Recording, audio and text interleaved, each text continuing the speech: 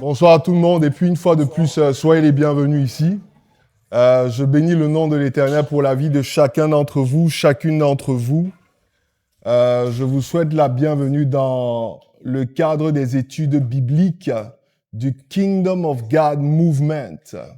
On va commencer, si je peux demander à certains d'être focalisés.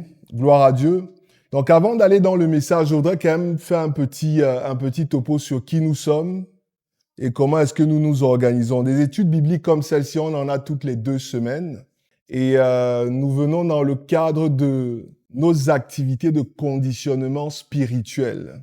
Qui nous sommes? Nous sommes le Kingdom of God Movement. Le Kingdom of God Movement, c'est le mouvement qui couvre les entités dont l'une est le Men of God Movement.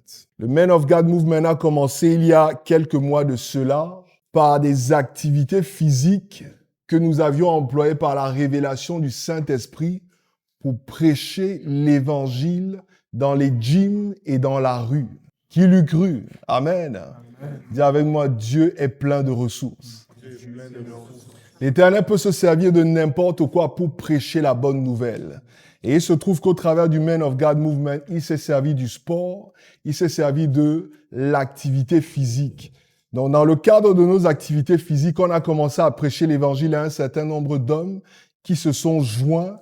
Je fais partie de ces personnes-là qui ont été captivées par ce mouvement et aujourd'hui, j'en fais partie. Donc, ce que l'Éternel a révélé au cœur de son serviteur Axel, qui est le leader de ce mouvement, c'est selon Éphésiens chapitre 4 de 11 à 12, où la Bible dit qu'il a suscité les pasteurs, les prophètes, les apôtres, les évangélistes et les docteurs pour le perfectionnement des saints. Pour perfectionnement, voyez conditionnement. Et pour les saints, voyez les hommes. Pourquoi les hommes en particulier? Parce que les hommes, particulièrement en Occident, sont sous attaque. Les hommes sont attaqués, frère. Les hommes sont attaqués. Et lorsque les hommes sont attaqués, qu'est-ce qui va se passer? Soit ils vont s'absenter, soit ils vont être faibles dans leur position. Et la conséquence, c'est que les familles vont être attaquées, les familles vont être affaiblies. Et lorsque les familles sont affaiblies, la société sera affaiblie. Il y a un article qui a été rédigé par le Times, ça fait quelques années de cela, qui analysait le phénomène de fatherlessness, l'absence des pères. C'est vrai que c'est dans le contexte des Américains entre les années 50 et les années 80. Et l'article a été rédigé par un homme séculier, ce n'est pas un chrétien. Et voici ce qu'il dénote dans l'article. Il dit que, à cause de l'absence des pères, la plupart des fléaux dans la société que nous voyons aujourd'hui sont tous connectés à cela. La délinquance juvénile, les suicides, la drogue, tous les problèmes que vous pouvez imaginer, tous sont connectés à l'absence des pères. D'ailleurs, la plupart des fusillades dont vous avez entendu parler aux États-Unis, et même celle qui a eu lieu en Nouvelle-Zélande, je crois il y a 2 ou 3 ans de cela, il a été prouvé également que ces hommes avaient tous des problèmes d'absence de père. La Bible nous demande, c'est l'apôtre Paul qui dit, nous ne devons pas ignorer les méthodes, the devices of the enemy. Lorsqu'il attaque, il n'attaque pas de manière frontale. C'est pour cela qu'il est malin, n'est-ce pas? Quand il vient, ce qu'il va attaquer, c'est l'homme. Moi, mon épouse va venir dans quelques minutes. Mon épouse est venue au Seigneur 2 ans avant moi. Mais quand elle allait à l'église, elle allait seule. Mais le jour où je suis devenu chrétien, tout le monde allait à l'église. Est-ce que vous voyez la différence? Ce n'est pas un discours misogyne. Ce sont les faits. C'est la réalité. Amen. Donc l'Éternel a suscité le Men of God Movement, le Kingdom of God Movement, pour la restauration et le conditionnement des hommes. Parce que nous croyons que lorsque les hommes seront restaurés, les familles seront restaurées. Et lorsque les familles seront restaurées, la société sera restaurée. Le gouvernement sera restauré. L'Église sera restaurée. Amen. Amen. Est-ce que quelqu'un comprend bien ça? C'est ce que nous faisons dans le Men of God Movement. Donc, nous nous déployons donc sur 3 axes. Nous nous déployons premièrement dans le conditionnement physique. Le conditionnement physique consiste non seulement en exercice physique, mais également en conseil nutritionnel, parce que c'est une casquette également que mon frère a, mais que nous sommes en train de développer. Yeah. Ensuite, nous nous déployons également par rapport au conditionnement spirituel. C'est pour ça que toutes les 2 semaines, nous venons ici, nous étudions la parole de Dieu en profondeur. Et nous avons également des plateformes sur lesquelles les hommes qui sont connectés au mouvement sont exhortés de manière quotidienne. On a notamment ce début d'année lancé un programme systématique de 3 à 4 chapitres dans la Bible afin que d'ici la fin de l'année, tous les hommes qui sont connectés au mouvement aient lu complètement la Bible. Alléluia, amen. Et chaque jour, lorsque nous méditons, chacun partage le fruit de sa méditation parce que nous croyons que, comme l'apôtre Paul dit, nous connaissons en partie, nous prophétisons en partie. Si chacun donne sa partie, ça va donner une image un peu plus complète. Gloire à Dieu. Donc, c'est ça que nous sommes, le Men of God Movement là. La 3e dimension, c'est la dimension émotionnelle. On est encore en train de la développer parce que c'est encore un peu plus sensible. Il faut non seulement des accréditations, mais ce sont des sujets qui sont un peu sensibles. On est en train de travailler dessus. On n'a pas déjà lancé des modules par rapport à cela, mais il y a des retraites qui vont, d'ici l'année prochaine, être lancées afin d'accompagner les hommes pour que, émotionnellement également, ils soient restaurés. Pour le moment, nous le faisons encore en interne avec ce que nous avons appelé les piliers du mouvement. Gloire à Dieu. Donc, je vais vous faire un petit topo de qui nous sommes et je vous souhaite encore une fois de plus la bienvenue. Merci. Vous êtes les bienvenus. Amen. S'il y a un man of God ici, aide-moi à dire aux gens, vous êtes les bienvenus. Vous êtes les bienvenus. Donc, on est content de vous avoir ici et puis on espère que vous pourrez revenir de temps en temps. Un autre commentaire que je voudrais faire avant de commencer avec l'enseignement. Le Kingdom of God Movement n'est pas une église conventionnelle, mais nous faisons partie de l'église. Nous ne sommes pas des ennemis de l'église. Le Kingdom of God Movement fait partie de ce qu'on appelle le corps mystique universel de Christ. Nous faisons partie du corps du Christ. Nous sommes un des membres du corps de Christ. Mais nous ne sommes pas reclus à 4 murs. Nous sommes un mouvement mobile dont Dieu se sert afin d'atteindre tous ceux qui sont perdus, des hommes, mais même également des femmes et même des enfants. Parce qu'à l'intérieur, comme disait la sœur Karen tout à l'heure, on a également le Women of God Movement qui est en déploiement, qui est en train de se développer. Et puis derrière, il y aura également le Children of God Movement parce que la vision du Kingdom of God Movement, c'est la restauration des familles au travers de la restauration des hommes. C'est pour cela que nos femmes et nos enfants nous accompagnent. Amen. Comme ils sont en train de crier là dehors, ça fait partie de nos études bibliques. On a même besoin de les entendre comme ça là. Dis avec moi, c'est bon que les enfants crient un peu. Il faut dire, c'est bon que les enfants crient un peu. Alléluia, amen. Donc le Kingdom of God Movement n'est pas contre l'Église. Vous faites tous et toutes partie de communautés. Gloire à Dieu par rapport à cela. Nous bénissons vos pasteurs, nous bénissons vos prêtres, nous bénissons vos évangélistes, vos apôtres. Que la main de l'Éternel continue de les accompagner. Nous ne sommes pas contre quelque église que ce soit. Nous sommes là pour concourir et pour accompagner tous ces mouvements-là. Le mandat que Dieu nous a donné, c'est l'autonomisation des saints. Que lorsque tu viens comme tu es venu ce soir, qu'on te donne un boost afin que quand tu marches en tant que chrétien là-dehors, que tu sois davantage solide et béton. Gloire à Dieu. Je fais un petit récapitulatif par rapport aux dernières séances qu'on a eues ce dernier mois-ci. Premièrement, il y a un mois, nous avons eu un enseignement qui était très intéressant. Nous avions parlé de la grâce des piliers. Qui se souvient de l'enseignement sur la grâce des piliers? Amen. Je voudrais faire un petit retour sur l'enseignement de la grâce des piliers parce que le thème de l'enseignement de ce soir est connecté à cela. Je vous ai dit qu'à l'intérieur du Kingdom of God Movement, les leaders sont appelés des piliers. Pour pilier dans la Bible, le mot que vous allez voir, c'est colonne. Le Seigneur Jésus-Christ, lorsqu'il apparaît au prophète Jean en Apocalypse, il lui dit, ceux qui vaincront et qui iront jusqu'au bout, je ferai des colonnes dans le temple de mon Père. Quelqu'un connaît ce passage? Alléluia. Donc les 12 apôtres sont destinés à être des colonnes dans le temple de l'Éternel. Mais pour devenir une colonne, il y a une statue, il y a un positionnement que nous devions avoir. Et l'une des choses que nous avions dit sur les piliers, je ne sais pas si je dois m'appuyer sur vous. Quelqu'un peut me rappeler, on a dit quoi sur les piliers? On a dit c'est quoi être un pilier? C'est un homme présent. On a parlé tout à l'heure du fait que les hommes étaient absents, n'est-ce pas? Donc un pilier, c'est un homme qui est présent. On a dit quoi d'autre encore?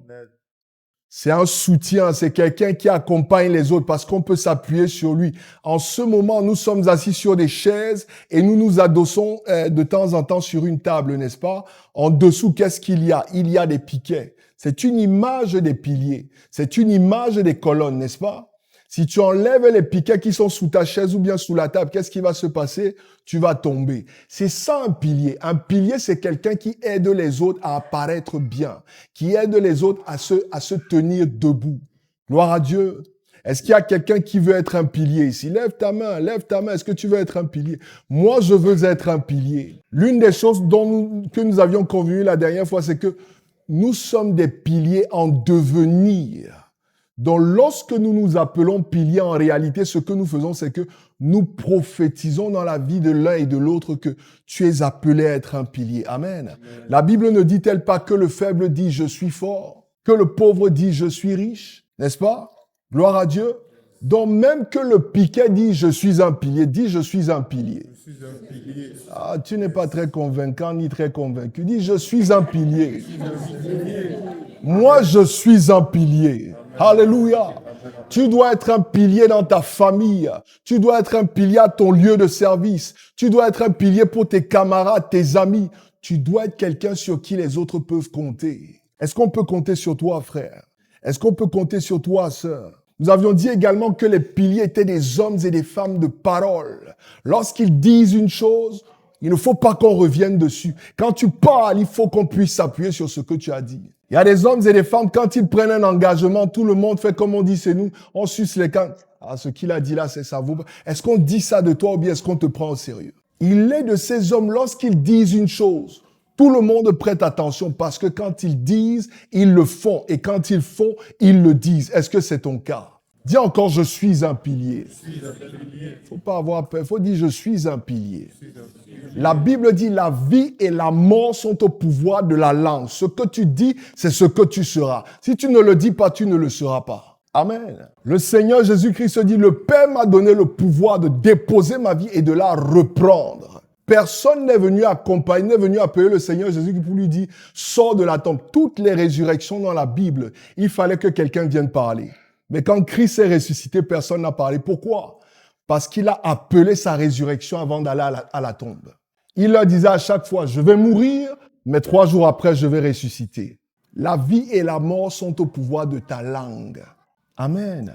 Tu dois le dire, tu dois le dire. N'attends pas un prophète, n'attends pas un apôtre, n'attends pas un pasteur. Toi-même déclare le, dis encore, je suis un pilier. Je suis un pilier. Gloire à Dieu. Donc ça, c'était un récap rapidement par rapport à qu'est-ce que c'est qu'un pilier. Le thème de l'enseignement de ce soir, c'est ce que nous avons appelé le perfectionnement des piliers. Je vais redire, mon frère, le perfectionnement des piliers. Quand on parle de perfectionnement, de quoi est-ce qu'on parle exactement? Il y a un phénomène dans le monde qu'on appelle le perfectionnisme. Dis avec moi perfectionnisme. Et les adeptes du perfectionnisme, parce que tout ce qui est isme est une idéologie. Les adeptes du perfectionnisme sont ceux qu'on appelle les perfectionnistes. Mais le perfectionnisme, ce n'est pas le perfectionnement. Dis avec moi, c'est pas la même affaire. Comme d'habitude, j'ai envie de commencer d'abord par une anecdote. Je ne sais pas s'il y en a ici qui connaissent un homme qui s'appelait Howard Hughes. C'était un grand entrepreneur américain. Il y a eu un film qui a été fait par rapport à lui et l'acteur du film, c'était Leonardo DiCaprio. Tu connais le film?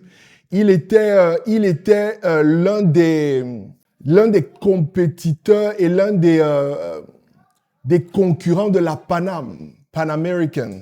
Quand la Panam avait commencé avec ses avions et tout, Howard Hughes était l'un des entrepreneurs qui investissait parallèlement également pour lancer son premier avion.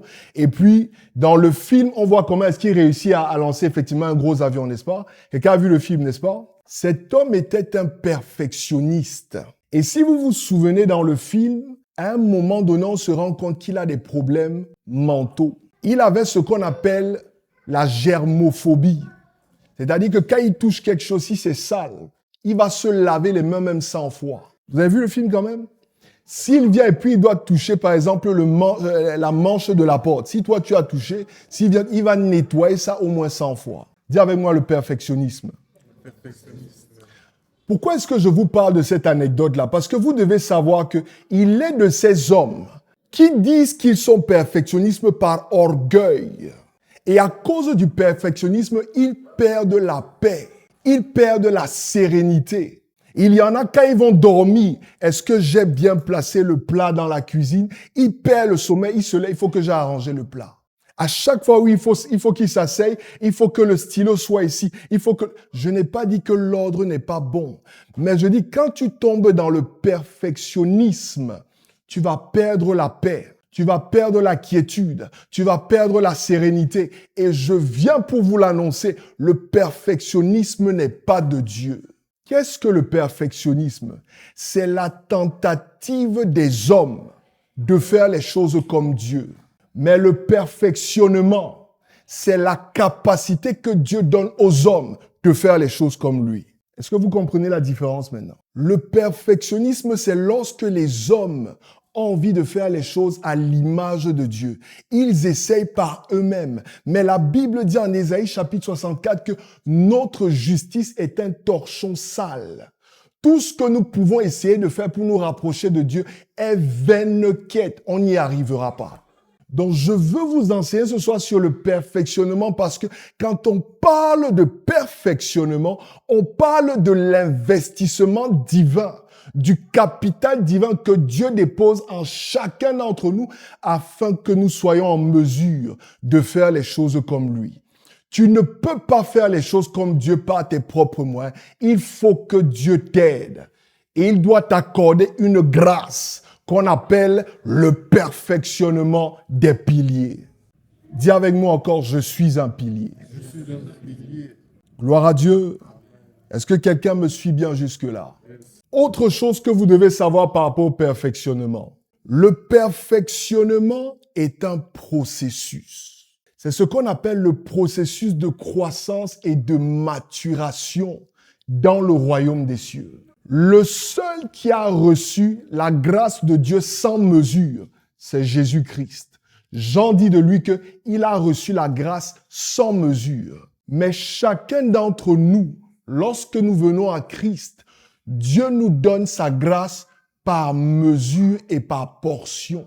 Il rajoute au fur et à mesure, au fur et à mesure. Tu reçois une portion quand tu nais de nouveau.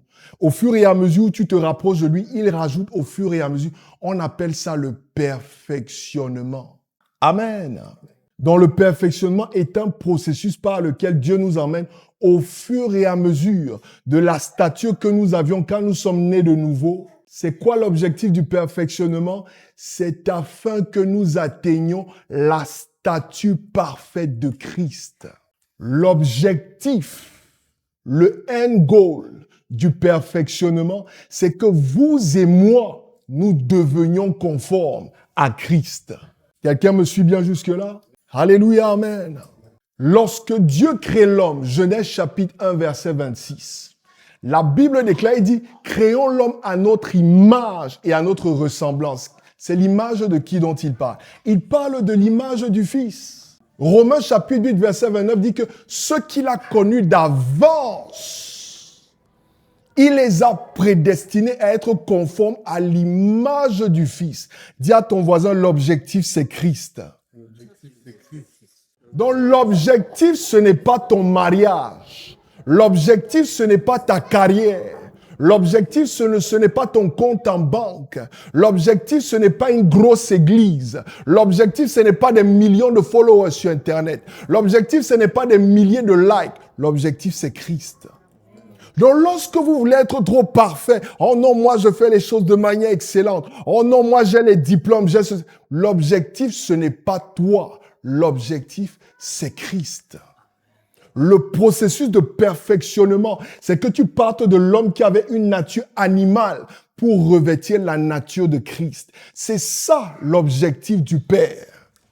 Notre justice est un torchon sale. Le Père n'en a que faire. Ce qu'il veut, c'est le Fils. Lorsqu'il est venu à son baptême, il a dit, celui-ci est mon Fils, bien-aimé, en qui j'ai mis toute mon affection. Si tu n'as pas l'image du Fils, tu ne plairas pas au Père. Dis encore avec moi, l'objectif, c'est le Fils. L'objectif, c'est Christ. Gloire à Dieu. Donc, pour vous qui vous enorgueillissiez jusqu'ici, à dire non, moi, je suis quelqu'un de perfectionniste, c'est de l'orgueil. Et vous avez besoin de délivrance. Il faut qu'on prie sur vos têtes et qu'on verse de l'huile d'onction. Et que Dieu vous aide. Amen. Dis avec moi, Seigneur, aide-moi. Je ne t'entends pas dire, Seigneur, aide-moi. Gloire à Dieu. Donc, quand on parle de perfectionnement, on parle de croissance. On parle de maturation. Premier passage que nous allons lire ce soir, c'est dans Jean chapitre 3. De 1 à 3, la Bible déclare, « Mais il y eut un homme d'entre les pharisiens nommé Nicodème, un chef des Juifs, qui vint lui auprès de Jésus de nuit et lui dit, « Rabbi, nous savons que tu es un docteur venu de Dieu, car personne ne peut faire ces miracles que tu fais si Dieu n'est avec lui. » Jésus lui répondit, « en vérité, je te le dis, si un homme ne naît de nouveau, il ne peut voir le royaume de Dieu. » Et après, Nicodème lui demande, « Mais qu'est-ce que je vais faire? Est-ce que je vais rentrer dans le sein de ma mère? » Lorsque vous êtes venu à Christ, j'ai besoin de votre attention, s'il vous plaît. Lorsque vous êtes venu à Christ, vous devez savoir que vous tous, vous êtes nés de nouveau. Et un né de nouveau n'est pas un adulte directement. Il est d'abord un bébé spirituel. Nous avons une sœur là qui atteint un enfant, nous avons une autre qui atteint un enfant ici. Imaginez un enfant qui naît, il est né aujourd'hui. Dès qu'il sort du ventre, il parle. Dès qu'il sort du ventre, il a déjà les dents, il mange. Il fait déjà toutes les choses. Est-ce que vous allez porter le bébé là? Vous n'avez pas fui à l'hôpital? Si un bébé sort, il commence à te parler, tu vas fuir. Amen? Amen. Est-ce que ce que je dis a du sens? Ça a du sens, n'est-ce pas? Mais il est bizarre que les enfants de Dieu croient que lorsqu'ils naissent de nouveau, ils peuvent déjà parler le langage du royaume des cieux pleinement. Ce n'est pas possible. Vous devez savoir que quand vous venez à Christ, il y a un processus de maturation par lequel vous allez passer, qui va commencer par un état de bébé. Je vais vous décrire à présent ce qu'on appelle les différentes étapes de la croissance spirituelle. Et je vais vous donner les caractéristiques de chaque étape de la croissance. Chacun ici, au sortir de cet enseignement, saura s'il est un bébé spirituel, s'il est un ado spirituel ou bien s'il est un fils. Tu le sauras ce soir par la grâce de Dieu. Alléluia, amen. Amen, amen. Donc, je vais sortir mon stéthoscope, mon bistouri et mon appareillage d'enseignement et de docteur de la parole. Ce soir, tu vas savoir où est-ce que tu te trouves. Gloire à Dieu. Avant de commencer avec les stades de maturation, je voudrais vous donner également un élément qui est très important à comprendre. Pourquoi est-ce important de mûrir? Pourquoi est-ce important de grandir? Pourquoi est-ce important de devenir mature dans la foi? Premièrement, parce que c'est dans la nature des choses. Tout ce que Dieu a créé est destiné et appelé à grandir et à croître. Lorsque quelque chose ne grandit pas et ne croît pas, ça veut dire qu'il y a un problème. Il y a une malédiction qui est en train d'opérer quelque part. Et il y a beaucoup d'enfants de Dieu qui sont dans la maison de Dieu depuis 5 ans, depuis 10 ans, Depuis 15 ans, lui demande, tu es né de nouveau. Ça fait 20 ans que je suis né de nouveau. Mais quand tu vois sa vie et tu vois son comportement, il n'a pas les caractéristiques de quelqu'un qui a passé 20 ans avec le Seigneur. La deuxième raison pour laquelle tu dois mûrir, Galates chapitre 4, verset 1. L'apôtre Paul dit, « Or, aussi longtemps que l'héritier est enfant, je dis qu'il ne diffère en rien d'un esclave, quoiqu'il soit maître de tout. » La maturité est un gage de liberté spirituelle. Si tu ne veux pas grandir spirituellement, tu vas continuer d'être victime. Ce sont des mots qui, j'ai du mal à les employer, mais il faut quand même les employer. Parce qu'il y a des faux prophètes là-dehors. Il y a des faux pasteurs là-dehors. Il y a des faux docteurs là-dehors. Il y a des gourous. Il y a des personnes qui tiennent la Bible. Il y a des personnes qui ont le langage, mais ils ne sont pas de Dieu. Christ a dit, tous ceux qui vont confesser mon nom, y compris Gilles qui vous parle, ne viennent pas forcément de moi. Pour attester que je viens de Dieu, vous devez voir les fruits de ma vie. Si tu ne grandis pas spirituellement, tu ne connais pas les révélations de la parole, tu ne connais pas les termes de ton appel, tu ne connais pas le mandat de ta vie, n'importe qui peut venir te dire au nom de Dieu que tu dois faire des choses que tu n'as jamais été appelé à faire et tu vas demeurer un esclave. Dis à ton voisin, il faut que tu grandisses spirituellement. Dis à ton voisin de l'autre côté, tu dois mûrir spirituellement.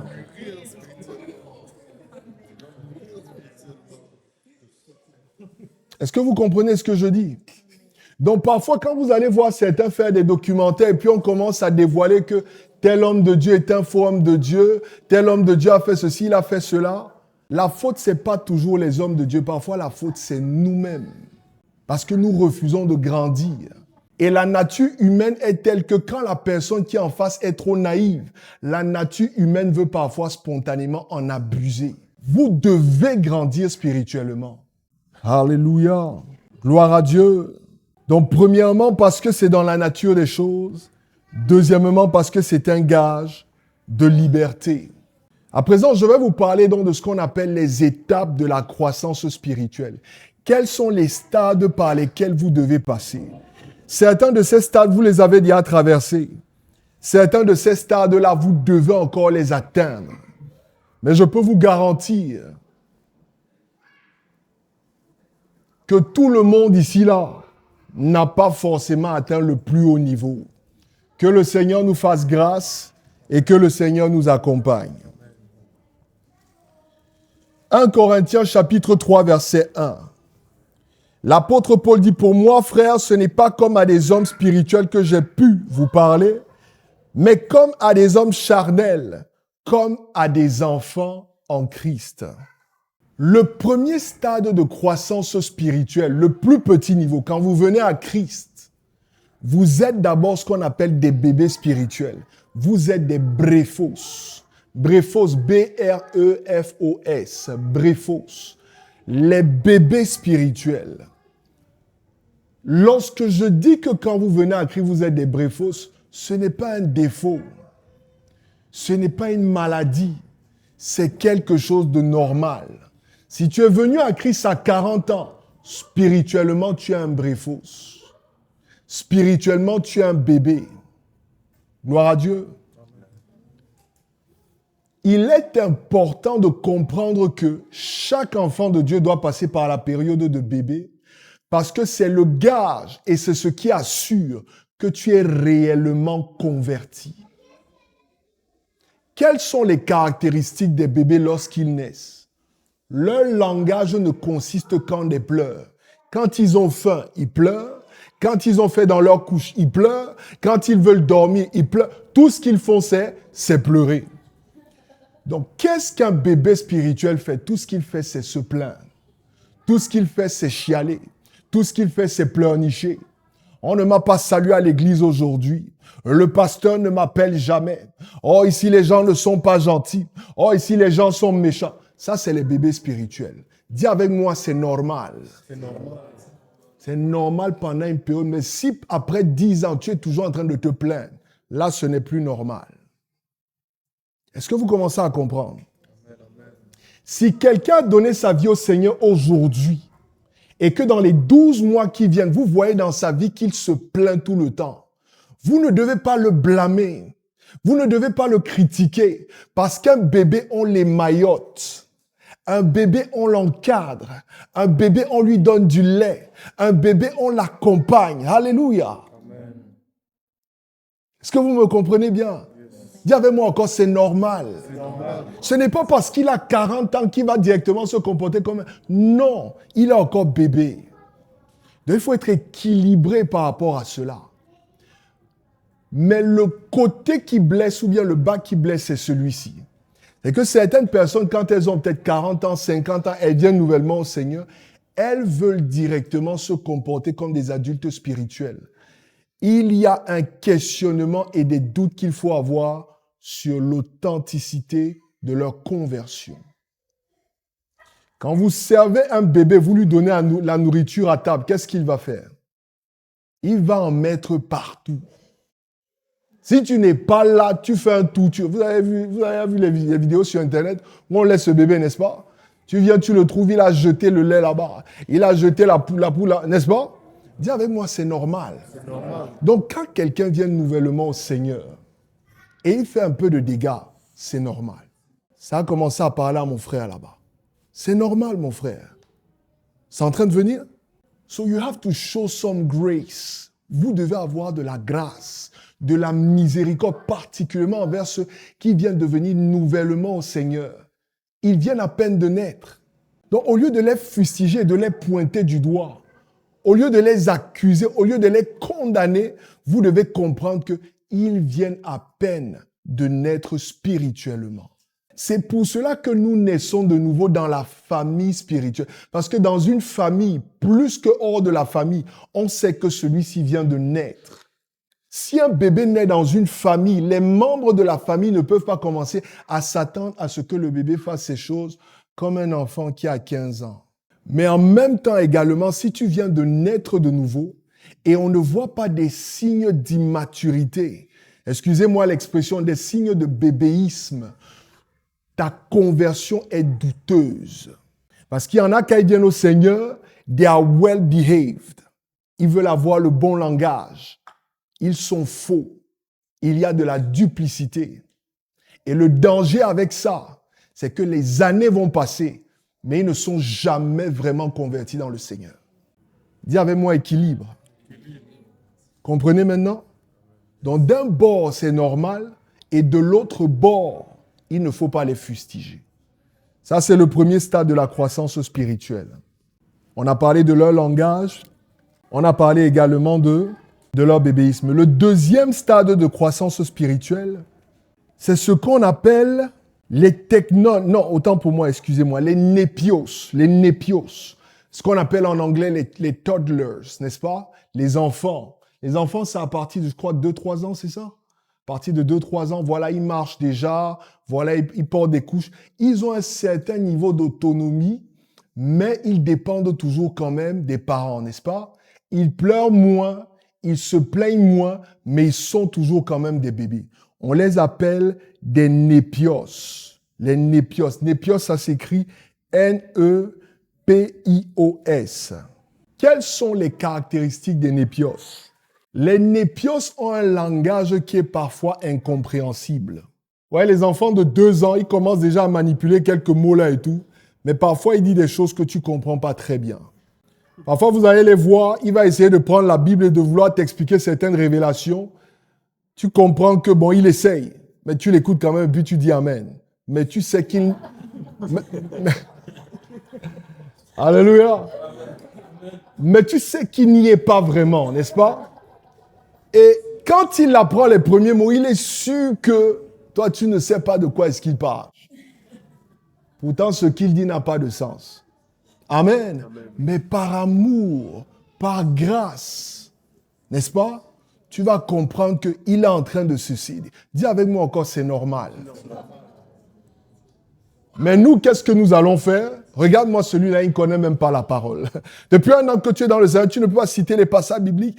Et parfois, la faute, ce sont... Et vraiment, une fois de plus, je ne fustige pas les hommes de Dieu.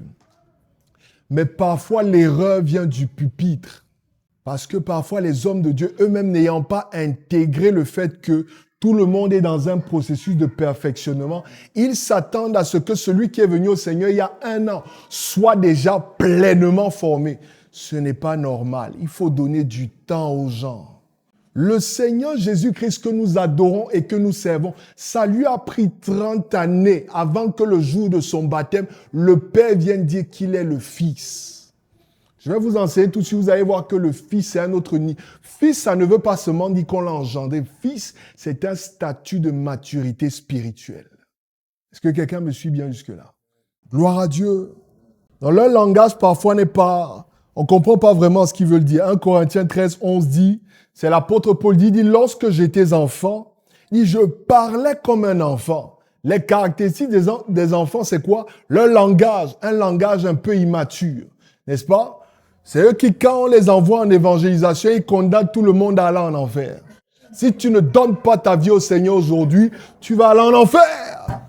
Le Seigneur peut venir demain, on ne sait pas quand est-ce qu'il va venir. Il dit qu'il toque à la porte de ton cœur. Donne ta vie au Seigneur, sinon tu iras en enfer.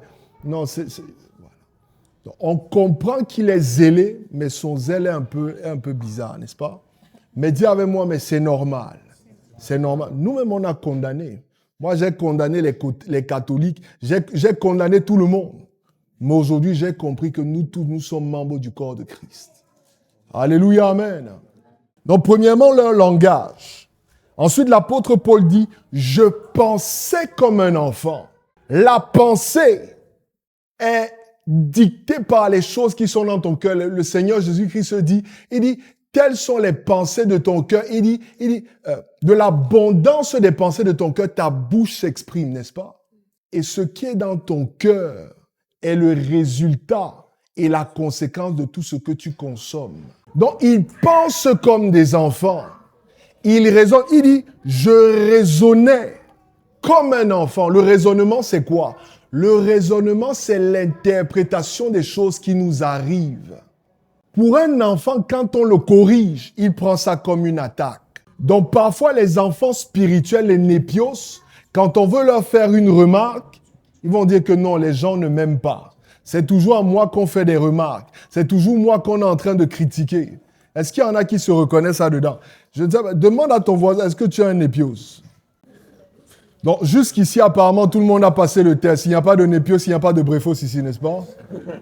Gloire à Dieu. Dis avec moi, alléluia, alléluia. Gloire à Dieu. Il n'y a pas de népios ici. Donc, quand on vous critique, vous acceptez. Parce que le raisonnement, c'est l'interprétation de ce qui nous arrive. Lorsqu'on te critique, tu interprètes cela toujours comme, voilà, ce sont des attaques, les gens ne t'aiment pas, c'est toujours contre toi. Mais lorsque tu deviens fils, je vais vous le montrer tout à l'heure, tu comprends que dans le royaume des cieux, pour être promu, tu dois passer par les épreuves. Tu comprends qu'avant de revêtir ce qu'on appelle la couronne de gloire, tu dois d'abord revêtir la couronne d'épines. Tu comprends qu'avant de t'asseoir sur le trône, tu dois d'abord passer par la croix. Ça, ce sont les fils matures qui le comprennent. Mais les enfants ne le comprennent pas. Si tu l'emmènes à la croix, il va dire que tu ne l'aimes pas. Si tu lui mets la couronne d'épines, il va dire que tu es trop méchant. Demande encore à ton voisin, es-tu un épios? Mais je rends grâce à Dieu parce qu'il n'y a pas de népios ici. Soyez bénis. Alléluia. Autre caractéristique des népios. Les népios sont influençables et impressionnables. L'apôtre Paul dit en Éphésiens chapitre 4, verset 14. Il dit, afin que nous ne soyons plus des enfants, flottant et emporté à tout vent de doctrine. Dès qu'il entend qu'il y a tel prophète là-bas, ah, tu as entendu, il y a un prophète là-bas, il est puissant, il faut qu'on aille là-bas, on va aller écouter la parole de Dieu. Ah, il y a tel mouvement. Aujourd'hui, tu vas le voir, il est avec les gens qui font le yoga. Demain, il sera avec les bouddhistes. Après-demain, il sera avec les musulmans. Ils sont emportés à tout vent de doctrine. Ils n'ont pas de statut. Ils sont comme des enfants. C'est-à-dire que les enfants, quand ils viennent d'apprendre à marcher, leur façon de marcher n'est pas ferme. Si tu les secoues un peu comme ça, ils peuvent facilement tomber. C'est la caractéristique des népios. Ils sont influençables, ils sont impressionnables. Le moindre message, quand ils voient quelqu'un de charismatique, ils écoutent simplement les paroles, mais ils ne pèsent pas l'esprit de celui qui est en train de parler. L'apôtre Paul dit, ce ne sont pas par des discours persuasifs, mais c'est par la démonstration de la puissance que je vous ai prêché l'évangile. La prédication, c'est pas des mots. La prédication, c'est l'impartition de la vie de Dieu à ceux qui t'écoutent. Le Seigneur Jésus-Christ dit en Jean chapitre 6, verset 63, je le dis tout le temps, il dit, les paroles que je prononce devant vous sont esprit et vie. Lorsque je vous parle comme je vous parle, je vous communique la vie de Dieu et je vous communique l'esprit qui est sur ma vie. Alléluia. Donc, quand tu es un népios, si tu n'es pas encadré, tu risques de suivre des personnes que tu ne dois pas suivre.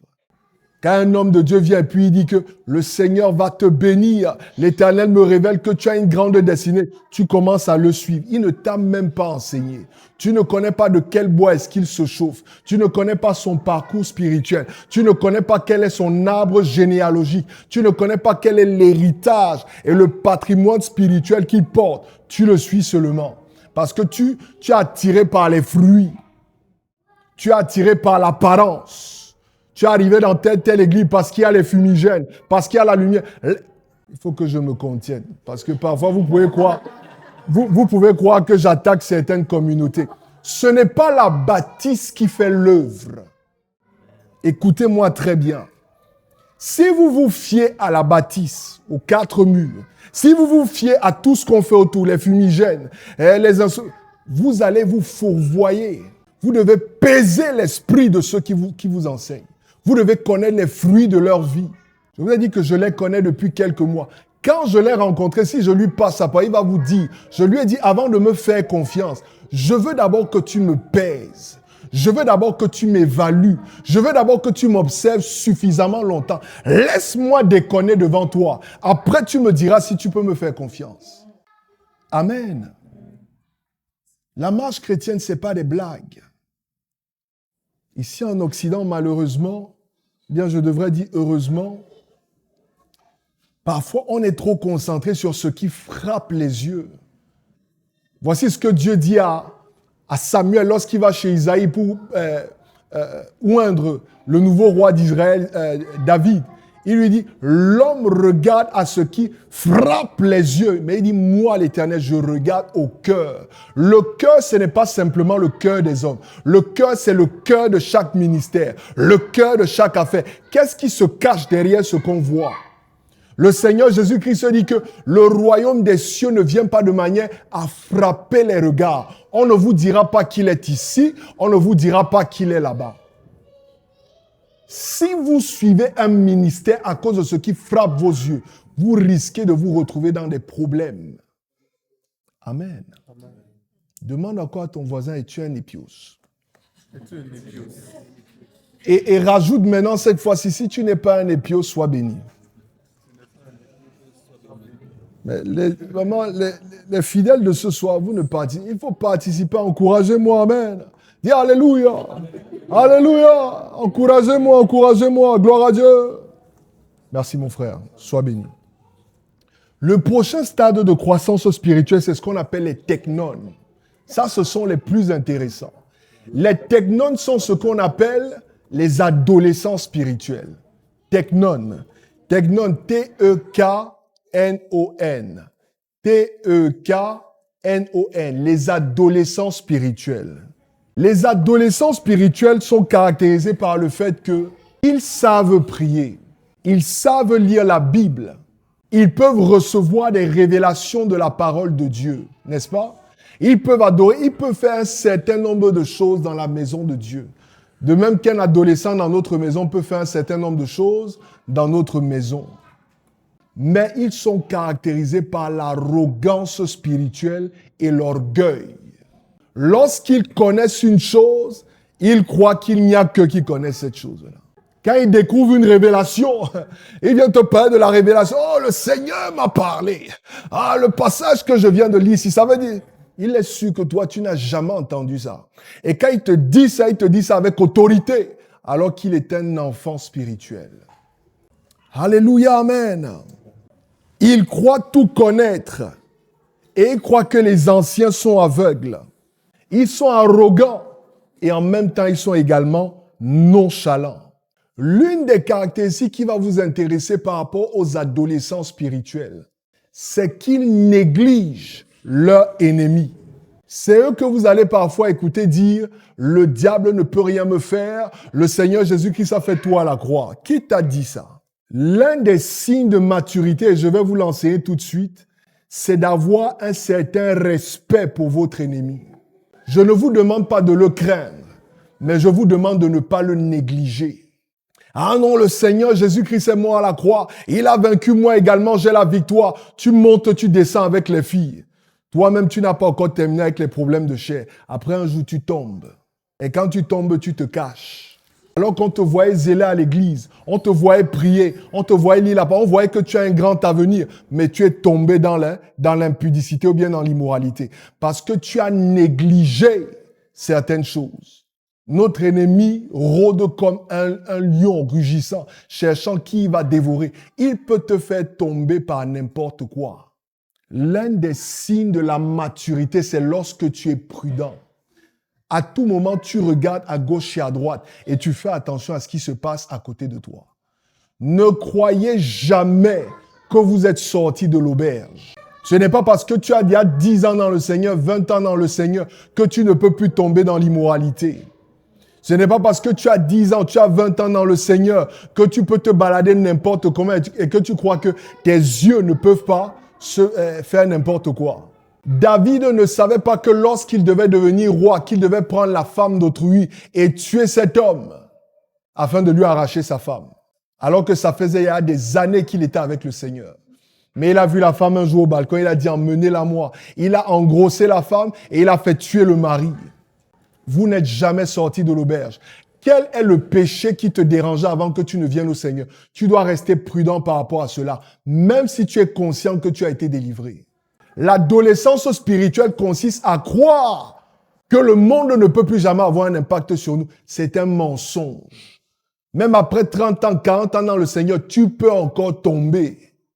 L'adolescence spirituelle, c'est ceux qui sont toujours en train de fustiger et de condamner et de juger les autres. L'apôtre Paul dit, faites attention, vous qui croyez que vous êtes debout, parce que vous ne savez pas si demain c'est vous qui allez tomber. L'arrogance spirituelle, l'orgueil spirituel. Gloire à Dieu.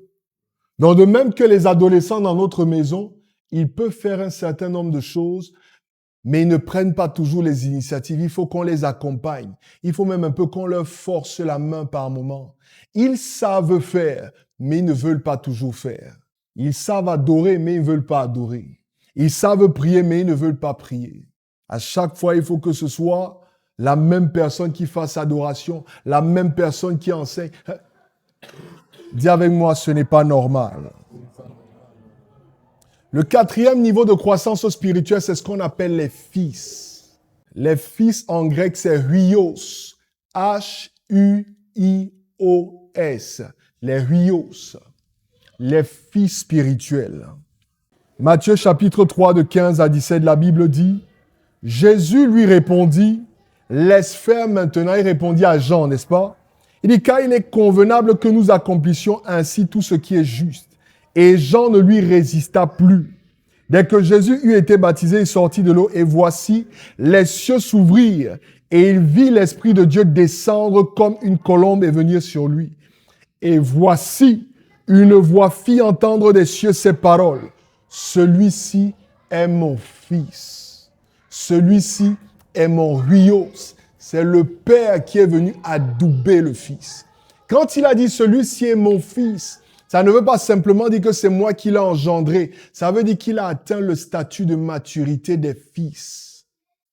Le comportement que Christ a eu avant cela, c'est ce qu'on appelle le comportement d'humilité. Les fils sont caractérisés par leur humilité. Il voit Jean. Jean lui dit, je ne suis même pas digne de délier les ficelles de tes souliers. Mais Christ lui dit, laisse-moi toutes ces affaires. Nous devons faire ce qui est juste. Christ s'est humilié. Mais certains parmi nous, par immaturité, nous avons du mal à nous humilier. L'orgueil spirituel est l'un des plus grands obstacles à la croissance spirituelle. Amen.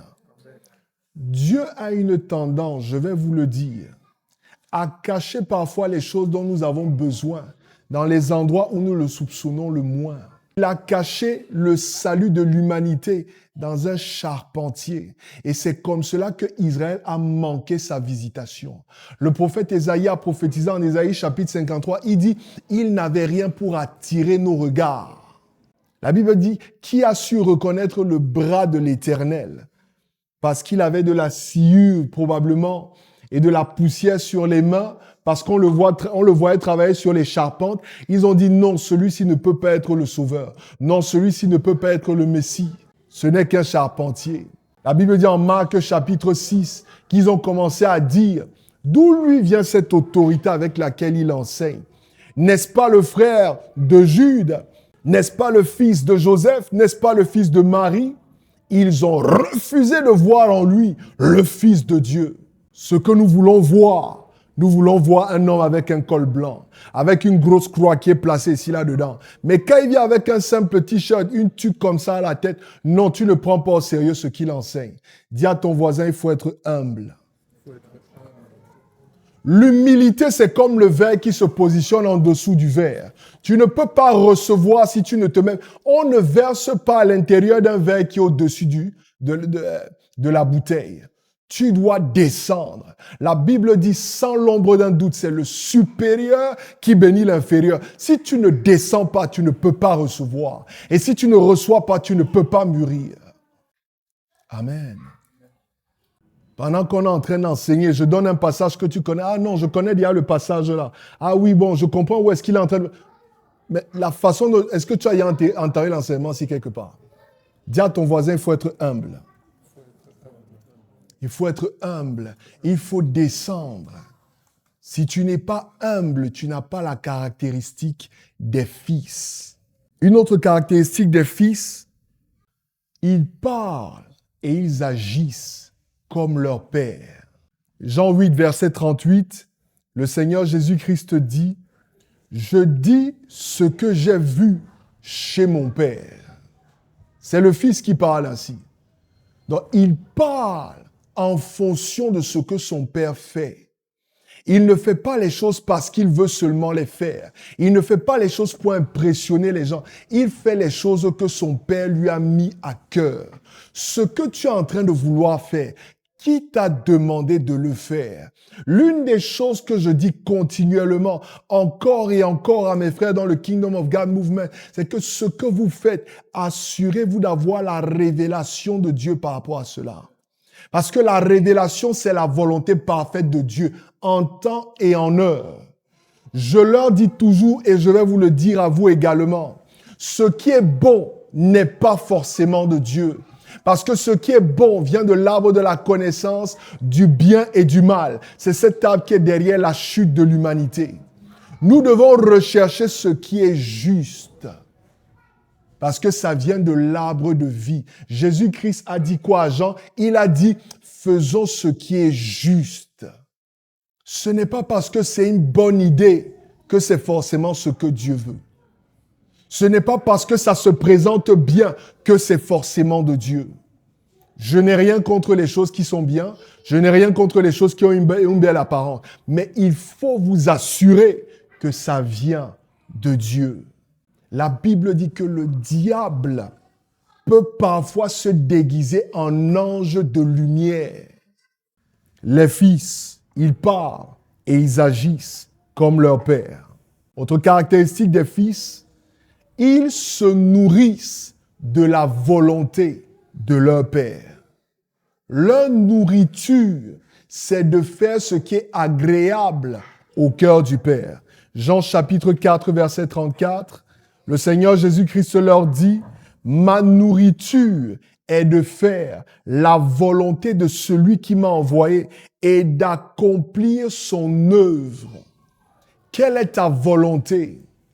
Ta volonté, est-ce que c'est qu'on accepte simplement ce que tu as dit ou bien est-ce que c'est simplement que la volonté du Père soit faite?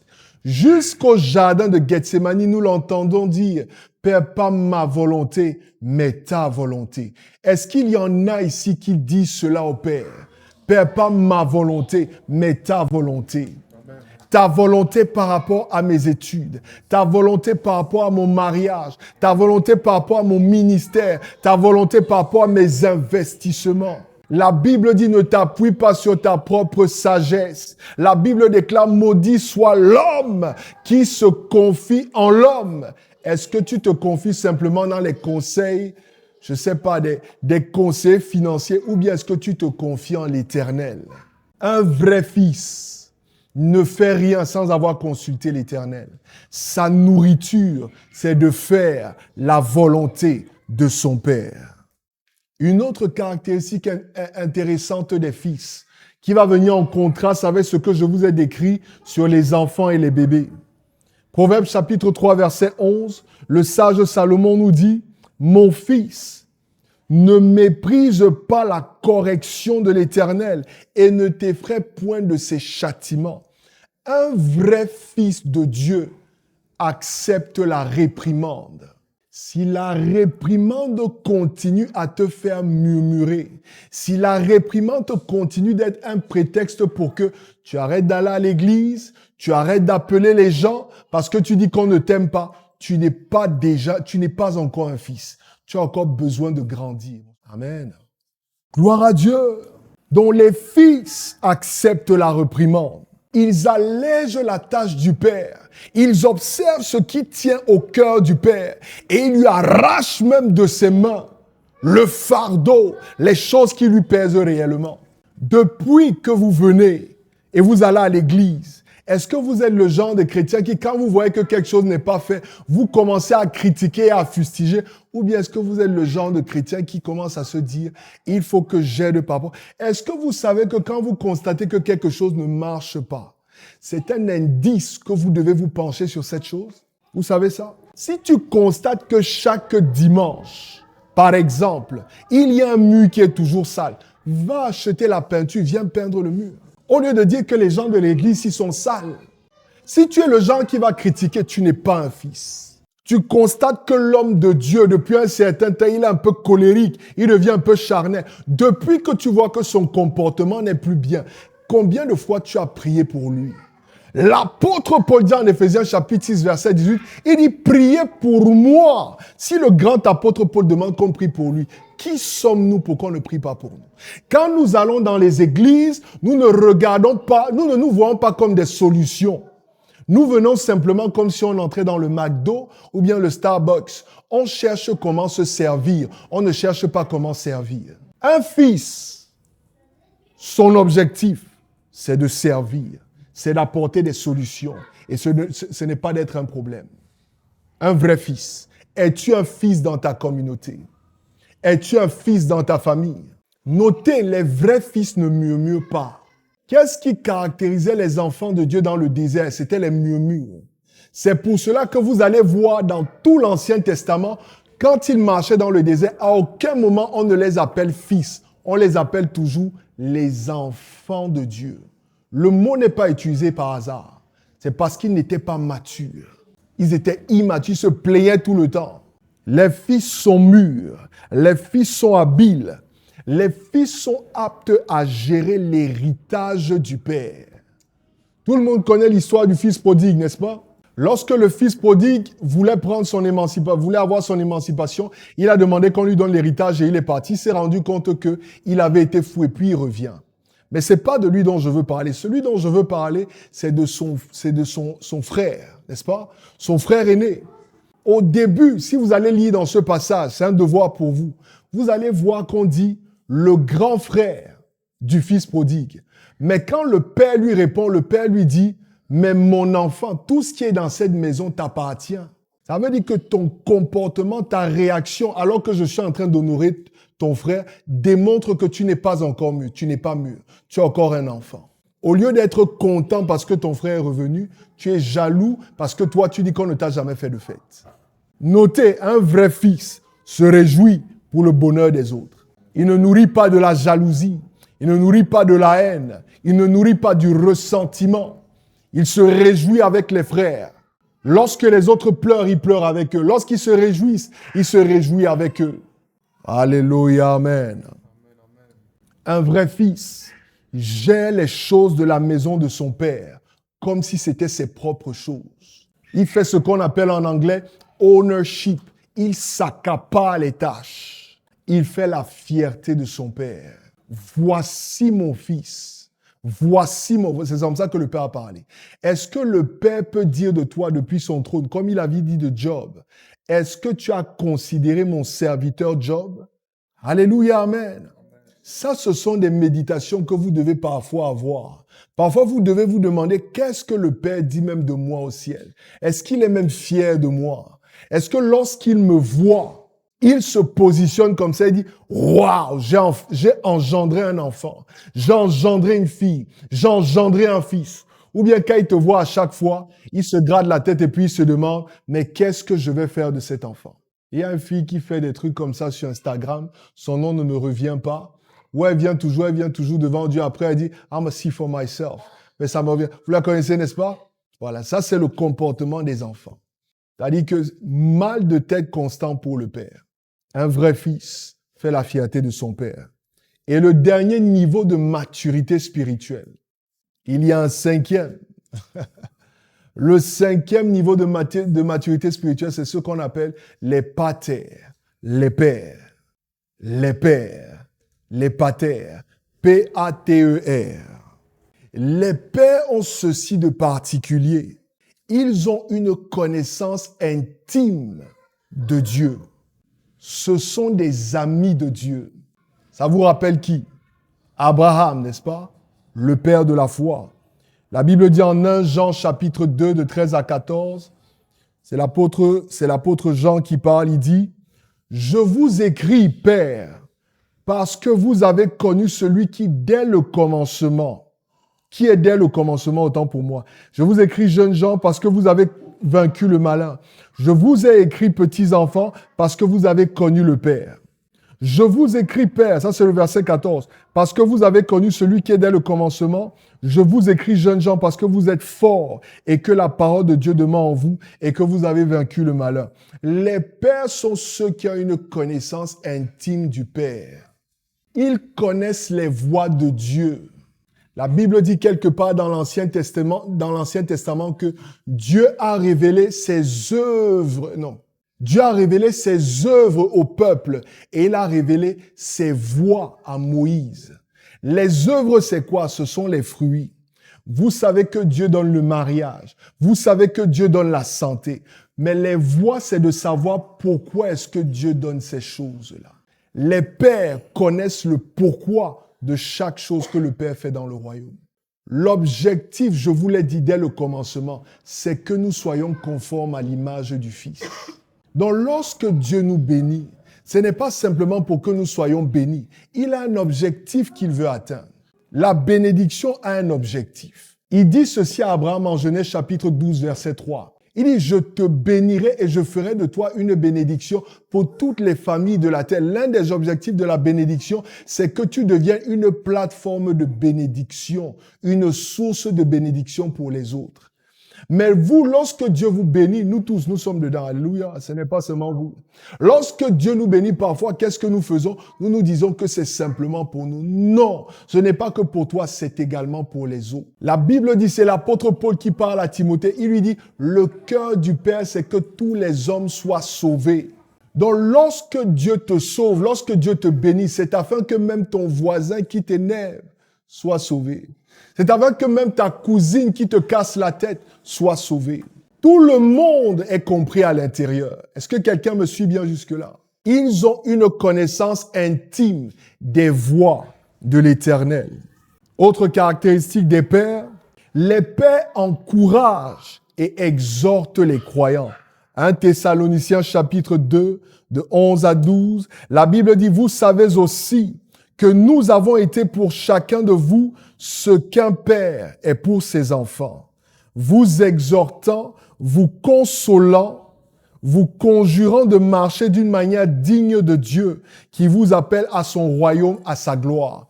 Un père dans la foi est celui qui non seulement fait attention à comment est-ce que les autres marchent, mais les accompagne dans leur marche.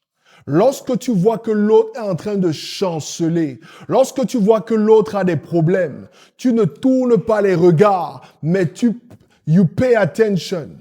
Tu te penches sur son cas, tu pries pour lui, tu l'exhortes, tu l'accompagnes jusqu'à ce qu'il se remette debout. Nous voyons cela au commencement. La Bible dit que lorsque le Père est venu, il a créé les cieux et la terre. Genèse chapitre 1, verset 2. La Bible dit, il a constaté qu'il y avait le désordre, il y avait le chaos, il y avait les problèmes de divorce, il y avait les problèmes de maladie. Qu'est-ce qu'il a fait? Il a tourné son dos, il est reparti au ciel. C'est ça qu'il a fait?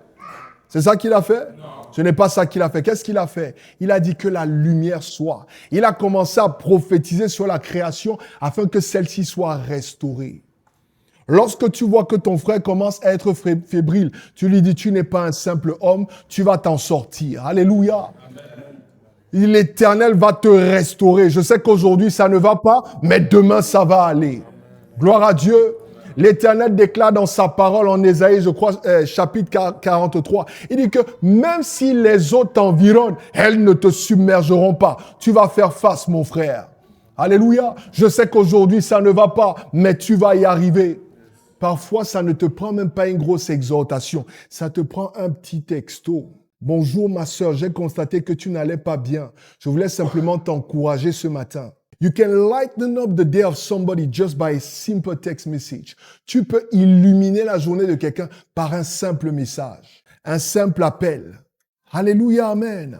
Et nous sommes tous appelés à devenir éventuellement des pères et des mères afin d'accompagner ceux qui sont à nos côtés et qui ne se tiennent pas déjà fermement dans le Seigneur. Gloire à Dieu.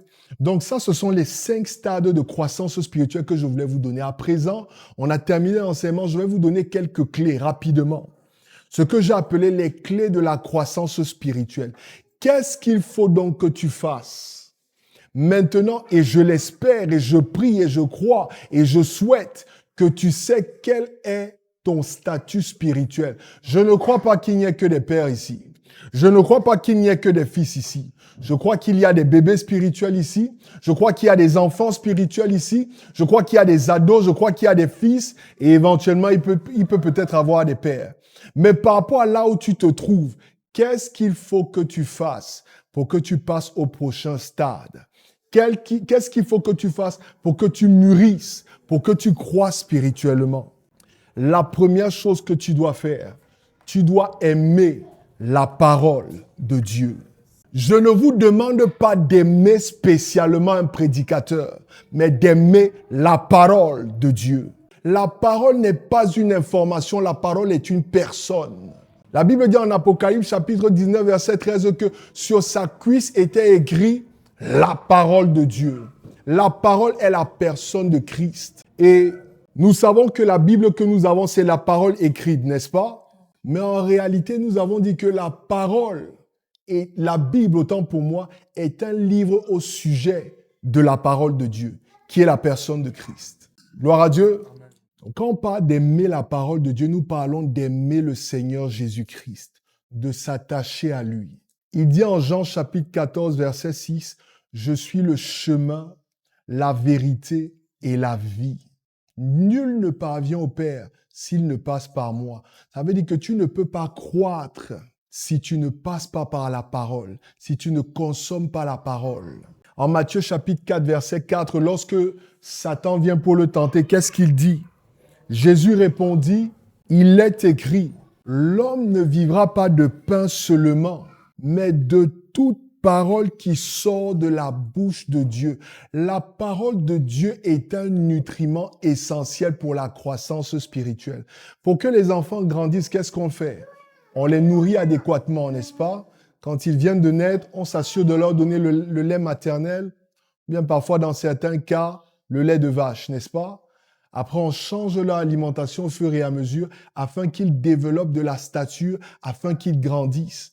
Si un enfant n'est pas bien nourri, il risque de développer ce qu'on appelle un anisme de croissance. C'est-à-dire qu'il ne va pas bien grandir. Il ne va pas bien se développer. De même que cela s'applique naturellement, ça s'applique également spirituellement. Pour grandir spirituellement, tu dois t'attacher à la parole de Dieu. Tu dois aimer la parole. Un chrétien qui n'aime pas la parole de Dieu ne grandira pas. La parole permanente et vivante. Jean chapitre 6, verset 48. Jean chapitre 6, de 48 à 51. Le Seigneur Jésus-Christ dit, « Je suis le pain de vie. Vos pères ont mangé la manne dans le désert et ils sont morts. C'est ici le pain qui descend du ciel, afin que celui qui en mange ne meure point. Je suis le pain vivant qui est descendu du ciel. Il dit, si quelqu'un mange de ce pain, il vivra éternellement. Et le pain que je donnerai, c'est ma chair que je donnerai pour la vie du monde. » Le Seigneur Jésus-Christ est le pain de vie dont tu as besoin quotidiennement afin que ton métabolisme spirituel se développe. Si tu n'es pas un consommateur de la parole, tu vas rester un bébé spirituel toute ta vie. Que le Seigneur te fasse grâce et que la soif de la méditation quotidienne, permanente et vivante de la parole habite en toi au nom de Jésus-Christ. Au nom de Jésus-Christ. L'une des choses que je ne vous ai pas dit par rapport au Men of God Movement, c'est que nous sommes des amoureux de Dieu et nous sommes des amoureux de la parole. Nous aimons la parole de Dieu. Celui à qui nous nous attachons, c'est la personne de Christ. C'est lui notre objectif. Et nous voulons rendre cet amour à tous les hommes. Parce que les hommes qui sont perdus là-dehors le sont parce qu'ils ont perdu de vue la parole de Dieu. La parole de Dieu est un aliment spirituel nécessaire pour la croissance spirituelle. C'est la personne de Christ. La deuxième chose que tu dois faire pour grandir spirituellement, après l'amour pour la parole, on en a parlé un peu tout à l'heure, tu dois cultiver et tu dois prier pour l'humilité. Pourquoi faut-il être humble? Parce que celui qui est orgueilleux n'est pas en posture de recevoir. Et si tu ne reçois pas, tu ne grandiras pas. Que certains ne prennent pas personnellement ce que je vais dire. Mais il y en a qui disent que eux, tout ce qu'ils font, c'est simplement méditer la parole de Dieu. Dieu n'a pas arrêté de parler aux hommes avec la Bible. Dieu parle aux hommes jusqu'aujourd'hui.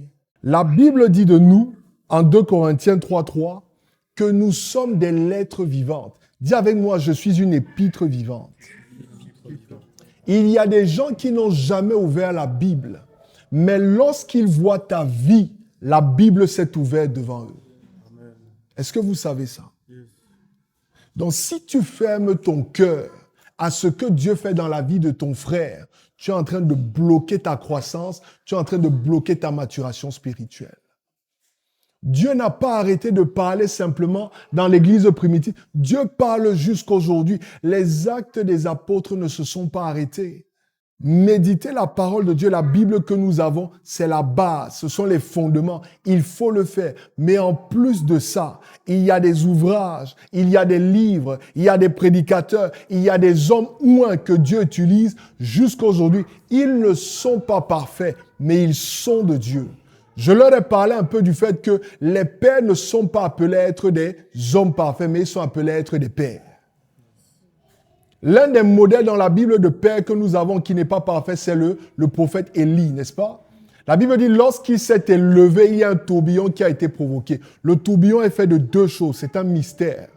Il y a la poussière et il y a le vent. Vous vous souvenez de ça, n'est-ce pas? La poussière, c'est quoi? C'est la chair. Le vent, c'est quoi? C'est l'esprit.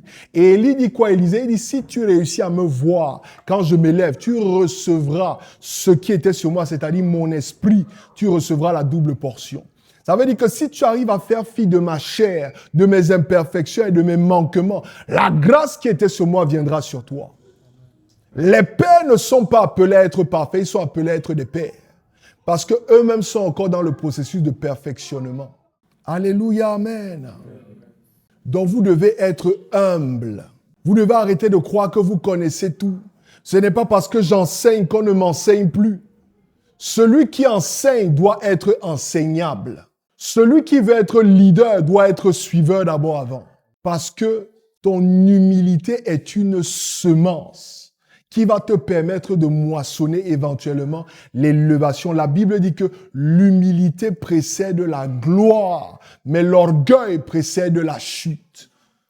L'apôtre Jacques dit que Dieu résiste aux orgueilleux. Je dis souvent à mes frères que lorsque tu es orgueilleux, ce n'est pas le diable qui va te résister, c'est Dieu lui-même. Et si Dieu te résiste, personne ne peut te sauver. C'est une chose terrible d'avoir l'Éternel contre soi, dit la parole de l'Éternel. Dis à ton voisin, sois humble. Sois humble. L'humilité, ce n'est pas ce que tu fais. L'humilité, c'est ce que tu acceptes qu'on te fasse. Je répète, certaines personnes par prétention d'être humbles, quand on va par exemple vouloir leur faire un compliment, ah non, oui, non, c'est pas ça l'humilité. Ça, c'est la modestie. L'humilité n'est pas forcément manifeste. L'humilité est une attitude de cœur qui se voit dans les actions que tu poses. Nous confondons parfois modestie et humilité. C'est pas la même affaire. Vous pouvez voir une personne qui d'apparence est très modeste, mais est extrêmement orgueilleuse. Et vous pouvez voir quelqu'un qui est d'apparence opulente et tout, mais extrêmement humble. Il n'y a pas plus humble que Dieu. Mais la Bible dit qu'au ciel, les pavés sont faits d'or. Tu as plus opulent que ça? Ésaïe chapitre 6. La Bible dit que quand le prophète Ésaïe est venu, il a vu que la robe de l'Éternel remplissait le temple. C'est un signe de gloire. Alléluia, amen. Il y a certains, parfois, quand on veut leur donner des titres, « Ah non, moi je ne veux pas les titres. » Et ils croient qu'ils sont humbles. Ce n'est pas de l'humilité, c'est de la modestie. Est-ce qu'il y a quelqu'un ici, ou bien sur terre, qui a plus de titres que Dieu? Qui a plus de titres que Dieu? Oh, il n'y a pas plus humble que lui. Donc ce n'est pas parce que tu refuses les titres. Ce n'est pas parce que tu portes des, comment est-ce qu'on appelle ça, des brainless, no brain, t-shirts et tout. Voilà. Quand on me montre des photos des gens comme Zuckerberg ou bien je ne sais pas qui s'habillent n'importe comment et puis on me dit qu'ils sont humbles, je dis vous ne savez pas de quoi est-ce que vous parlez. Ce n'est pas de l'humilité, c'est de la modestie. C'est pas la même chose. L'humilité est une attitude de cœur. Et l'humilité se traduit pas par ce que tu fais, mais par ce que tu acceptes qu'on te fasse. Philippiens chapitre 2 dit que il est venu par humilité, il est venu comme un simple homme et il s'est rendu obéissant jusqu'à la mort à la croix. Il ne s'est pas suicidé, il a accepté qu'on le tue. Il a subi les humiliations. À cause de ce qu'il a accepté de subir, il est humble. Dans un moyen enseignement, je vous invite à venir. Je vais vous enseigner sur un thème que j'ai appelé, par la grâce de Dieu, le Jésus qu'on ne vous enseigne pas assez. Je vais vous enseigner des choses sur Jésus qu'on ne... Bon, moi-même, il faut que je sois humble, n'est-ce pas? Alléluia! Que le Seigneur nous aide. Mais je vais vous enseigner des choses qui vont titiller vos oreilles par la grâce de Dieu. Des choses qui ne sont pas communes dans les communautés chrétiennes. On vous a toujours enseigné seulement un Christ d'une certaine manière. Si vous ne connaissez pas Christ dans tout son conseil, votre christianisme sera chancelant et bancal. On ne vous enseigne pas sur le Jésus qui est venu chasser les gens dans le temple. On ne vous enseigne pas sur le Jésus qui a dit, allez dire à ce renard d'Hérode que je suis encore en train de faire l'œuvre de mon Père. Quand je vais vous enseigner, vous allez découvrir que Jésus n'acceptait pas le nonsense. Tu viens, tu fais n'importe quoi devant lui, il te met à ta place. Tu le reprends en public, il te met à ta place. Pourtant, c'est le Seigneur Jésus-Christ. Alléluia, amen. Mais quand l'heure est venue, il a subi les humiliations et il a accepté de mourir. Amen, amen. Donc, la deuxième caractéristique, ou bien la deuxième chose que tu dois faire pour mûrir spirituellement, c'est l'humilité. La troisième clé que nous devons appliquer afin de mûrir en tant qu'enfant de Dieu, afin de croître spirituellement, c'est le service. Le service. J'ai un peu touché dessus tout à l'heure, n'est-ce pas? J'ai parlé du fait que quand tu vois qu'il y a des choses qui ne marchent pas, ton mindset, ta mentalité doit migrer de quelqu'un qui est toujours en train de critiquer et de fustiger à quelqu'un qui solutionne. Matthieu chapitre 5, verset 14. Vous êtes la lumière de ce monde. Ça veut dire que vous êtes des apporteurs de solutions. Vous êtes des serviteurs. Le Seigneur Jésus-Christ dit en Matthieu chapitre 23, verset 11, « Le plus grand parmi vous sera votre serviteur. » Donc, dans le royaume des cieux, la grandeur, la maturité s'acquiert au travers du service. Ce sont les enfants qui aiment qu'on les serve, mais ce sont les fils qui aiment servir. Dis avec moi, Seigneur, donne-moi un cœur de serviteur. De Dieu qu'il était, la Bible dit qu'il s'est dépouillé et s'est fait pauvre. Et il est venu comme un simple homme, comme un serviteur, afin que toi et moi, nous soyons sauvés. Je leur dis souvent, et parfois ça fait mal aux oreilles, mais Dieu est mort pour que tu vives, Dieu le Fils. Est-ce que tu es prêt à mourir dans ta chair pour que les autres vivent? Le service, servir dans la maison de Dieu, servir dans la société. L'une des choses, par exemple, qui m'intéresse beaucoup, surtout ici, c'est le bénévolat. Moi-même, je n'en fais pas, mais il faut que je commence à en faire, n'est-ce pas? Le bénévolat, le service, te plier afin de mettre les autres également dans une position avantageuse. Que le Seigneur nous donne des cœurs de serviteurs. Une autre clé essentielle pour la croissance spirituelle, c'est la communion fraternelle des saints. La communion fraternelle. Si tu vis en autarcie, si tu vis en reclusion et tu n'es pas au milieu des frères, tu n'es pas au milieu des saints, tu ne peux pas développer le caractère de Christ. Tu ne peux pas grandir spirituellement. Galates chapitre 5, verset 22. Mais le fruit de l'esprit, c'est quoi? L'amour, la paix, la joie, la douceur, la fidélité, la bénignité, n'est-ce pas? La tempérance. Ces caractéristiques, tu ne peux pas les développer en étant seul chez toi. Pour développer l'amour, il faut qu'un frère te manifeste de la haine et que tu continues de l'aimer. Pour développer la patience, il faut qu'un frère vienne tester ta patience pour que tu manifestes sa patience. Pour développer la joie, il faut qu'on attaque tes pensées et que tu restes dans la joie. Ça va montrer que le caractère de Christ est en train de se former. La maturité spirituelle s'acquiert plus rapidement au milieu des saints. Il y a une expérience scientifique que j'avais suivie il y a quelques années de cela, où ils avaient suivi 2 bébés, n'est-ce pas? L'un des bébés, lorsqu'il est né, sa maman le portait, sa maman le nourrissait et elle le cajolait tous les jours. Et l'autre bébé, on l'avait laissé dans une couveuse. Et tout ce qu'on faisait, c'est que les infirmières venaient et puis ils donnaient du biberon chaque jour. Et après un certain nombre de mois, j'ai oublié le nombre de mois, ils se sont rendus compte que le bébé dont la maman cajolait tous les jours, nourrissait tous les jours au sein, grandissait plus rapidement que l'autre bébé. Parce que nous grandissons et nous nous développons même naturellement plus rapidement lorsque nous sommes au milieu des gens, lorsque nous sommes accompagnés par les gens. Alléluia, amen. Donc ne reste pas reclus. L'ennemi est un lion rugissant. Quand vous voyez les documentaires de National Geographic, qu'est-ce que le lion essaie souvent de faire? Il essaie d'isoler une proie. Celui qui va s'isoler du reste du troupeau, il peut facilement l'attraper. Quand tu es au milieu des saints, il n'est pas facile pour que l'ennemi t'attaque avec des pensées d'impudicité. J'avais écouté un homme de Dieu qui avait dit une fois, et j'avais beaucoup aimé cela, que tu ne peux pas, excusez-moi pour l'expression, tu ne peux pas facilement te masturber devant les gens. Donc, à chaque fois où tu viens devant les gens, si tu es permanemment devant les gens, ce penchant qui dérange beaucoup de personnes va quitter facilement ta vie. Alléluia, amen. La croissance spirituelle est décuplée et accélérée au milieu des saints, dans la communion fraternelle. Lorsque le Seigneur Jésus qui nous apprend à prier, Matthieu chapitre 6, je crois, à partir du verset 9, qu'est-ce qu'il dit? Il dit, voici ce que vous allez dire, notre Père. Il n'a pas dit, tu vas dire mon Père. Il a dit notre Père. Parce que toutes les prières qu'il nous a apprises à faire sont toujours corporatives, sont toujours communautaires. Ça veut dire que Christ est en train de supposer et de nous dire, vous devez toujours être en communauté. L'apôtre Paul, quand vous allez dans Éphésiens chapitre 6, à partir du verset 12 jusqu'au verset 18, quand il nous parle des armes spirituelles, qu'est-ce qu'il dit?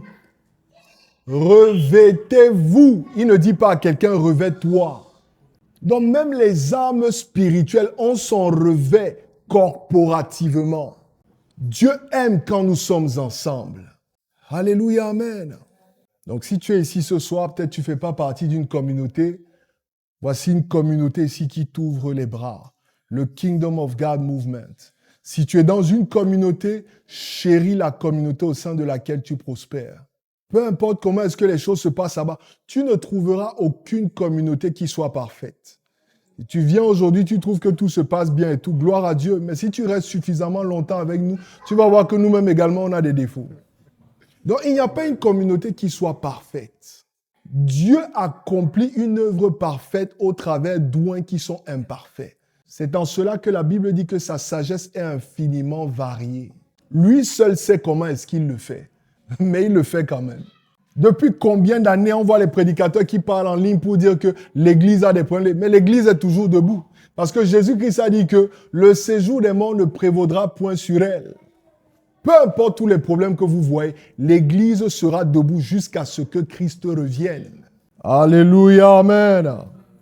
Et la dernière clé que je vais vous donner pour la croissance spirituelle, c'est la prière et l'adoration. La prière et l'adoration. C'est David qui dit quelque part, le psalmiste, qui un jour passé dans tes parvis vaut mieux que 1000 ailleurs. La Bible dit également à 2 reprises, une fois dans l'Ancien Testament et dans le Nouveau Testament, que un jour pour l'Éternel vaut 1000 ans pour nous. Ça veut dire qu'à chaque fois où nous prions et nous adorons, nous venons dans sa présence. Nous nous retrouvons dans l'éternité. Et quand tu vas dans l'éternité, quand tu reviens dans le temps, il y a eu une accélération qui est venue dans ta vie. Vous n'avez pas bien suivi ce que j'ai dit. À chaque fois que tu vas dans l'éternité, parce que quand tu viens dans la présence de Dieu, tu viens dans l'éternité. Il y a un phénomène d'accélération qui se produit, qui te permet de grandir plus vite que quand tu es dans le temps. Parce que dans l'éternité, le temps n'a pas de limite. Chaque instant investi dans la présence de Dieu est un temps bien investi. Ce n'est jamais une perte de temps que d'aller dans la présence de Dieu. Aller dans la présence de Dieu le matin pour prier. Aller dans la présence de Dieu dans l'après-midi pour adorer. Quand tu es sous la douche, tu adores. Quand tu es dans la voiture, tu pries. J'aime beaucoup le témoignage d'un homme qu'on appelait Smith Wigglesworth. Je ne sais pas s'il y en a qui le connaissent ici. L'histoire raconte qu'il ne priait jamais plus d'1 heure de temps, mais il ne passait jamais 1 heure de temps sans prier. Parce qu'aujourd'hui, on est dans les performances, n'est-ce pas? J'ai prié 2 heures de temps, j'ai prié 12 heures. Mais après ça, si tu fais une semaine sans prier, tout ce que tu as fait, tu as perdu du temps. Lui, qu'est-ce qu'il faisait? À chaque opportunité qu'il avait, il la saisissait pour prier. Je t'en ai un peu parlé à la maison. Dieu est omniprésent. Quand nous disons parfois que nous invitons la présence de Dieu, Dieu comprend ce que nous voulons dire. Mais en réalité, ce que nous faisons, c'est activer notre conscience de sa présence parce qu'il est toujours là. Amen. Amen. Donc, la dernière des clés que j'avais à nous donner aujourd'hui, c'est la prière, c'est l'adoration. Lorsque nous adorons l'Éternel, je le dis parfois à ceux qui sont dans les affaires spirituelles avec moi, c'est pour dire à Dieu que nous l'adorons pour ce qu'il est. La louange est destinée aux mains de Dieu. L'adoration est destinée au cœur de l'Éternel. C'est pour toucher son cœur. Et lorsqu'il vient et puis se meut et se déplace, et il vient et manifeste sa présence autour de nous, sa Shekinah, nous grandissons, nous mûrissons. Moi, personnellement, si je vous dis la vérité, je ne suis jamais tombé sous l'onction comme on prie souvent. Mais il y a beaucoup de choses qui opéraient dans ma vie, qui n'opèrent plus dans ma vie, simplement parce que I check in and out of the presence of God every day. Parce que tout le temps, je vais dans sa présence. Quand tu vas dans sa présence, les choses qui n'ont pas lieu d'être dans ta vie, il les enlève et il dépose ce qui doit être dans ta vie. La Bible dit qu'il va déraciner tout arbre qui n'a pas planté en toi. Si tu as envie d'être délivré de l'impudicité, va régulièrement dans la présence de Dieu. Dieu va te délivrer de cela. Il va planter en toi le dégoût pour ces choses. Si tu as envie d'être délivré de la haine, délivré de la dépression, délivré de la peur, délivré de la méchanceté. Toutes ces choses-là, c'est dans la présence de Dieu que Dieu nous en délivre. La Bible dit là où il y a l'Esprit de Dieu, il y a la liberté. La Bible déclare que l'onction brise le joug de la malédiction, le joug des limitations, les jougs de la chair. C'est dans la présence de Dieu que ces choses-là cèdent et arrêtent d'opérer dans nos vies. Tu veux grandir spirituellement? Attache-toi à la parole de Dieu. Tu veux grandir spirituellement? Sois constamment dans la communion des saints. Tu veux grandir spirituellement? Prie régulièrement. Adore l'Éternel régulièrement. Je vous exhorte tout le temps. Parfois, j'essaye d'élever une adoration comme je vais le faire tout de suite. Vous devez apprendre à adorer l'Éternel avec vos propres mots. Vous devez apprendre à adorer l'Éternel avec vos cœurs. Ceux que nous écoutons qui adorent l'Éternel, ça c'est le fruit et le résultat de leur moment passé dans la présence de Dieu. Où sont les fruits et les résultats de tes moments et de ta présence dans la présence de Dieu? Vous devez développer une intimité avec l'Éternel. Au fur et à mesure où vous venez dans sa présence, il dépose les fardeaux qu'il a dans son cœur, dans vos cœurs. Au fur et à mesure où vous venez dans sa présence, il ouvre vos yeux par rapport aux choses qui ne marchent pas. Les écailles tombent, le voile s'en va. Il te communique sa nature. Tu commences à aimer comme lui. Tu commences à aimer la sanctification. Tu commences à aimer les frères, même quand ils ne sont pas gentils avec toi. Alléluia, amen. C'est l'enseignement que l'Éternel m'a mis à cœur ce soir pour le Kingdom of God Movement. J'espère que tu as pris des notes et qu'elles ne vont pas prendre la poussière sur ton chevet.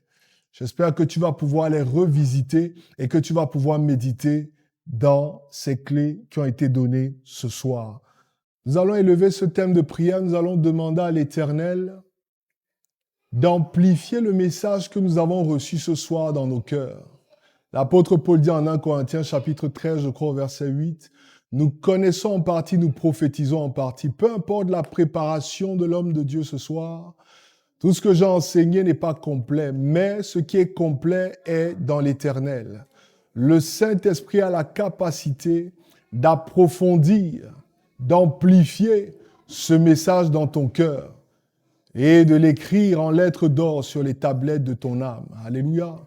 Je veux que tu élèves ta voix avec tes propres mots. Demande au Saint-Esprit d'amplifier ce message, de t'enseigner tout le conseil de Dieu par rapport au perfectionnement des piliers. Nous sommes dans la prière. Père de grâce, Père de gloire, merci pour ta parole. Merci pour les clés qui nous ont été données ici ce soir. Nous te prions de nous donner à tous la capacité de recevoir le conseil de Dieu complet par rapport à ce message. Pour les choses qui n'ont pas été dites, pour les choses qui n'ont pas été révélées, nous te prions, Saint-Esprit, de nous les révéler en temps et en heure. Lorsque nous allons partir d'ici et même à partir de ce moment, continue de nous parler par rapport au perfectionnement des piliers. Aide-nous à devenir les piliers que tu nous appelles à être. Aide-nous à passer par le processus du perfectionnement. Aide-nous à pratiquer toutes les clés que tu nous as enseignées ce soir. Au nom puissant du Seigneur Jésus-Christ. Alléluia, amen. Il y a une puissance dans le sang de l'agneau. Il y a une puissance.